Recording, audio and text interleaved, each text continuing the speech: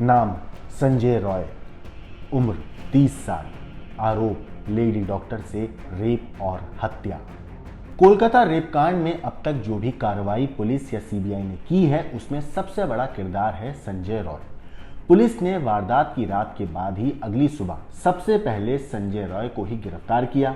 Rape कांड को लेकर अब तक ये इकलौती गिरफ्तारी है, लेकिन इसका किरदार को लेकर जो जानकारियां सामने आ रही हैं वो वाकई डराने वाली हैं।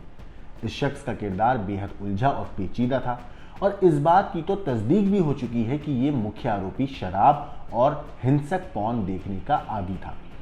इसकी निजी जिंदगी को लेकर जो जानकारियां सामने आ रही हैं वो भी इस तरफ इशारा करती हैं कि ये महिलाओं को लेकर हिंसक था।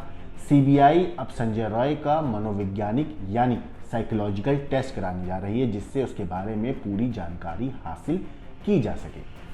आपको बता दूं कि ये जो टेस्ट होगा, साइकोलॉजिकल टेस्ट, ये बताएगा कि इस शख्स का बर्ताव कैसा था, क्या वो सोचता समझता था, उसकी मानसिक हालत क्या थी, उसका दिमाग, रुचि, शौक, मनोदशा कैसी थी, क्या वो पहले भी कोई वारदात कर चुका है।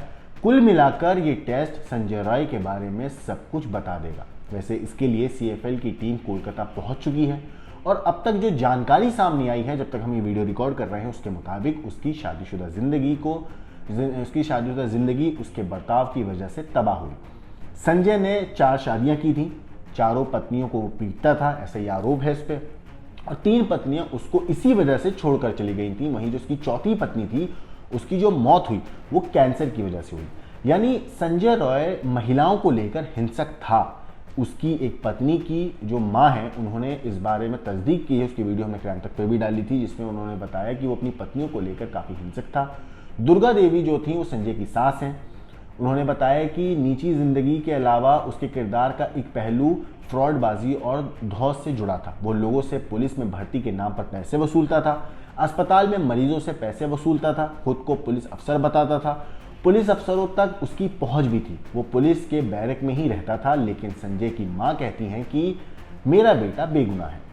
अब आप ये देखिए कि संजय पकड़ा कैसे गया। तो सबूत जो हैं वो इशारा कर रहे हैं कि उस पर लगे आरोप पुख्ता हैं, क्योंकि उसके फ़ोन का ब्लूटूथ सेमिनार हॉल में मिला था। रात करीब 11 बजे मरीज का इसने एक्सरे कराया था। फिर उसके बाद रात 11:10 पर अस्पताल से बाहर आया। फिर रात 1 बजे एक मरीज की मदद के लिए फिर दोबारा अंदर गया अस्पताल के, और रात 1:30 बजे अस्पताल की इमारत के पीछे जाकर इसने शराब भी पी।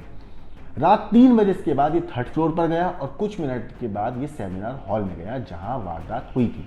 40-45 मिनट इस सेमिनार हॉल में रहा। सुबह 4:37 पर यह निकला और फिर बैरक में जाकर सो गया। संजय रॉय का लगातार मेडिकल टेस्ट भी कराया जा रहा है, सीन रिक्रिएशन भी हो चुका है। अब सिर्फ पुलिस ये पता लगाना चाहती है कि जो सीबीआई की टीम है, ये पता लगाना है कि उसके साथ कोई और भी इस वारदात में शामिल था या नहीं। वैसे कोलकाता के जिस आरजीकर अस्पताल में लेडी डॉक्टर के साथ घिनौनी वारदात हुई, उसको लेकर देश भर के डॉक्टर धरना प्रदर्शन कर रहे हैं। देश की सबसे बड़ी मेडिकल संस्था आईएमए यानी कि इंडियन मेडिकल एसोसिएशन ने एक दिन के लिए सबसे बड़ी हड़ताल भी कर चुकी है इस चीज़ को लेकर, और आरजीकर के बाहर लगातार डॉक्टर प्रदर्शन भी कर रहे हैं। और इस सब के बीच एक खास किरदार है जिसको लेकर सवाल भी अब उठ रहे हैं। आरजीकर अस्पताल के जो एक्स प्रिंसिपल है संदीप घोष, ये वो किरदार है जिसको लेकर नए नए खुलासे हो रहे हैं। सीबीआई ने कई घंटों तक संदीप घोष के साथ पूछताछ भी कर चुकी है। उनको बार बार सीजीओ कॉम्प्लेक्स बुलाया गया और अस्पताल से लेकर वारदात तक के बारे में जानकारी ली गई। संदीप घोष से कई सवाल हुए, मसलन उनको वारदात के बारे में कब पता चला, वारदात के वक्त वो कहाँ थे, पीड़िता के परिवार को इस वारदात के बारे में किसने खबर करी, और संदीप घोष से सीबीआई काफ़ी कुछ जानना भी चाहती है। अंदाज़ा आप इस बात से लगाइए कि शुक्रवार को इनको तलब किया गया पूछताछ के लिए, तो सुबह 3 बजे तक इनसे पूछताछ हुई। इसके बाद शनिवार को दोबारा सुबह से पूछताछ शुरू हो गई। संदीप घोष के किरदार के बारे में जो जानकारियां सामने आई हैं वो उनके बर्ताव को लेकर भी सवाल उठाती हैं। संदीप के जो पड़ोसी हैं उनका कहना है कि संदीप घोष का व्यवहार ठीक नहीं था। वो अपनी पत्नी को लेकर काफ़ी हिंसक रहते थे और कुछ साल पहले उन्होंने अपनी पत्नी को पेट में लात मारी थी। संदीप ने पत्नी को घर में बंद कर दिया था। और ये चीज़ भी सामने आई है मीडिया रिपोर्ट्स के हवाले से। मैं आपको बताऊं कि पड़ोसियों ने आकर उनकी पत्नी को बचाया था। मरीजों के साथ भी डॉक्टर घोष का बर्ताव ठीक नहीं था। छन छन कर जो जानकारियां सामने आ रही हैं उनके मुताबिक संदीप घोष की अच्छी पहुंच थी और इसका फायदा उठाया भी उन्होंने। अब सवाल इस पर भी उठे कि आरजी कर प्रिंसिपल पोस्ट से इस्तीफा देने के तुरंत बाद उनको सरकार ने नई पोस्टिंग क्यों दी। बीजेपी नेता हैं मजूमदार, उन्होंने तो आरोप लगाए कि घोष पर और ममता सरकार की मेहरबानी है। इससे पहले संदीप घोष सुप्रीम कोर्ट में अपनी जान को खतरा बताते हुए उन्होंने सुरक्षा की मांग भी की थी। उन्होंने दलील दी थी कि जांच में सीबीआई को पूरा सहयोग कर रहे हैं और अब बारी सीबीआई की है कि वो संदीप घोष के जरिए इस केस को सुलझाने में कितनी कामयाब हो पाती है। हालांकि कोलकाता रेप कांड को लेकर अभी कई सच ऐसे हैं जो सामने आने बाकी हैं। कई किरदारों के इर्द गिर्द ये पूरी खौफनाक कहानी घूम रही है। पहले कोलकाता पुलिस ने इन सारे किरदारों से सवाल किए थे जब ये पूरा मामला सामने आया। उसके बाद अब सीबीआई इनसे लगातार पूछताछ कर रही है। बार बार इनको बुलाया जा रहा है और बारीक से बारीक जानकारी, एक छोटी से छोटी इंफॉर्मेशन जो है सीबीआई इकट्ठा कर रही है। वैसे 4 डॉक्टर ऐसे हैं जिन्होंने पीड़िता जो थी उनके साथ नाइट ड्यूटी पर उस रात की थी जब पूरी वारदात हुई।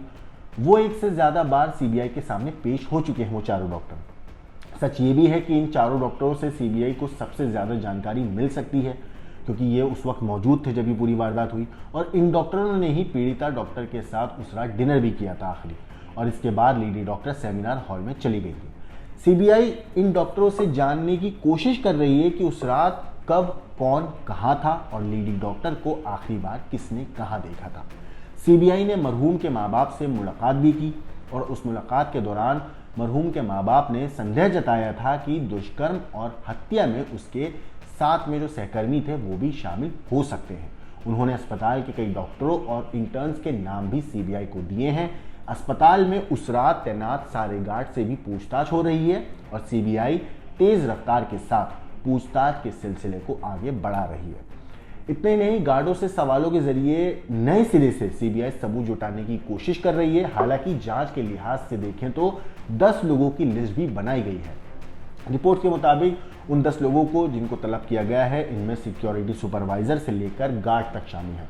उनकी तैनाती और ड्यूटी रोस्टर मंगाया गया है। 4 डॉक्टरों से पहले ही पूछताछ की जा चुकी है, जैसा मैंने आपको बताया, जो उस रात पीड़िता के साथ नाइट ड्यूटी पर तैनात थे और उनके साथ उन पीड़िता ने आखिरी बार डिनर किया था। उस रात आरजीकर अस्पताल में तैनात सुरक्षा गार्ड मामले के बारे में काफ़ी जानकारी दे सकते हैं, इसलिए उनसे भी पूछताछ हो रही है।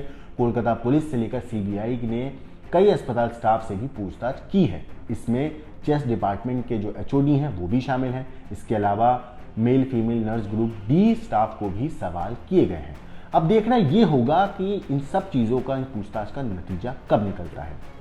सड़कों पर प्रदर्शन हो रहे हैं, न सिर्फ कोलकाता में बल्कि पूरे देश में हर जगह इस महिला के जो पीड़िता हैं उनको इंसाफ दिलाने की मांग उठ रही है। हर कोई बस यही चाहता है कि पीड़िता को जल्द से जल्द इंसाफ मिले।